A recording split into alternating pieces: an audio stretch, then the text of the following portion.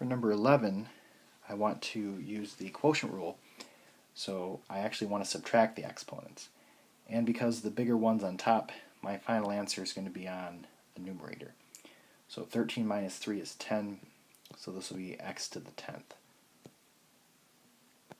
For 12, the bigger one is on the bottom.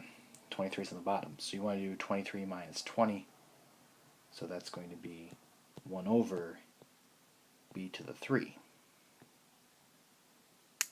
So always take the bigger one minus the smaller one.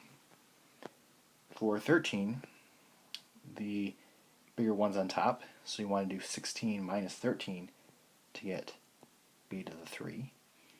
The 5 really doesn't have anything to combine with, so that's just going to stay where it is on the bottom. And that'll be your answers.